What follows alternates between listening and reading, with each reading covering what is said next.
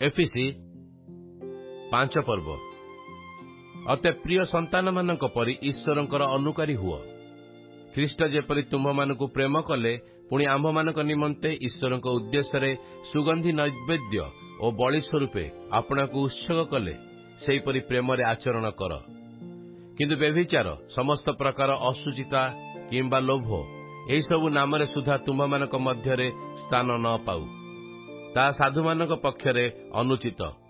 पुणी जहा जहा अनुपयुक्त एपरि कुत्सित व्यवहार बा असार कथा बा हास्य परिहास तुम्हमानक मध्यरे न हेउ, बरं धन्यवाद दिया जाऊ।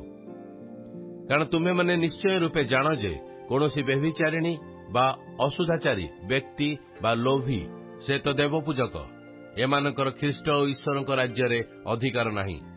केही तुम्हमानकु असार कथारे न भूलाऊ।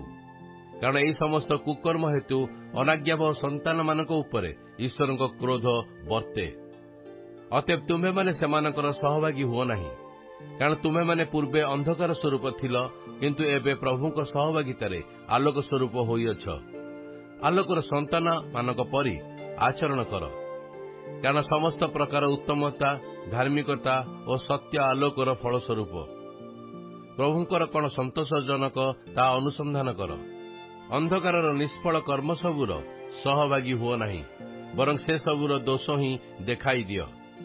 कारण सेमाने जहा सब गुप्तरे करती सेही सब कथा कहिबा सुधा लज्जाजनक, किंतु जे समस्त विषयर दोष आलोक द्वारा देखाई दिया जाए सेही सब प्रकाशित हुए।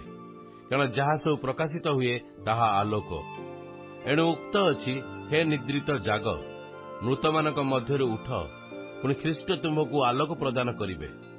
अतएव अज्ञान परि न होई ज्ञानी परि निज निज आचरण संबंध रे विशेष सावधान हुओ। पुणी सुजोगर सद्व्यवहार कर, कारण काल मंद अटे। एणु निर्बोध न होई प्रभुंकर इच्छा कण ताहा बुझ। आउ दाक्षारसरे मत न हुओ, सेथिरु तो अत्याचार जन्मे।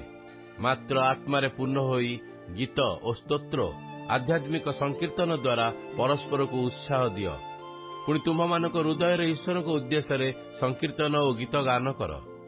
सर्वदा सर्व विषय निमंते आम मानक प्रभु जीशु ख्रीष्टक नाम पिता ईश्वर को धन्यवाद दियो। आ ख्रीष्ट को भय करी परस्पर वशीभूत हुओ। हे स्त्री माने, तुमे माने जेपरी प्रभुंकर वशीभूता सेहीपरि आपणा आपणा स्वामीर वशीभूता हुओ। कारण ख्रीष्ट जेपरी मंडलीर मस्तक स्वरूप, स्वामी मध्य सेहीपरि स्त्रीर मस्तक स्वरूप। पुणी ख्रीष्ट आपणा शरीर रूप मंडलीर त्राणकर्ता।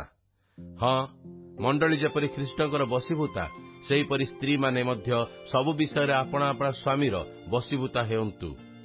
हे स्वामी माने, ख्रीष्ट जेपरि मंडली की प्रेम कले तुम्हे माने मध्य सेहीपरि आपणा आपणा स्त्री मानकु प्रेम कर। से तो ताहा निमंते आपणाकु उत्सर्ग कले, जेपरि वाक्य और जल प्रक्षालन द्वारा से ताहाकु परिष्कार करी पवित्र करंती। जेपरि मंडली निष्कलंक निखुंत और समस्त प्रकार दोष रहित होई पवित्र और अनिंदनीय हुए। आउ एहीपरि गौरवमय अवस्था से ताहाकु आपणा निकटरे उपस्थित करंती। सेहीपरि स्वामी मानकर मध्य आपणा आपणा स्त्री मानकु निज निज शरीर सदृश्य प्रेम करिबा उचित। जे निज स्त्री को प्रेम करे से आपणा को प्रेम करे। केही तो आपणा शरीर को केबे घृणा करे नहीं, मात्र ताहा भरण पोषण और लालन पालन करे। ख्रीष्ट मध्य मंडली प्रति सेहीपरि करंती। जेणु आम्हे माने ताहांक शरीरर अंग प्रत्यंग।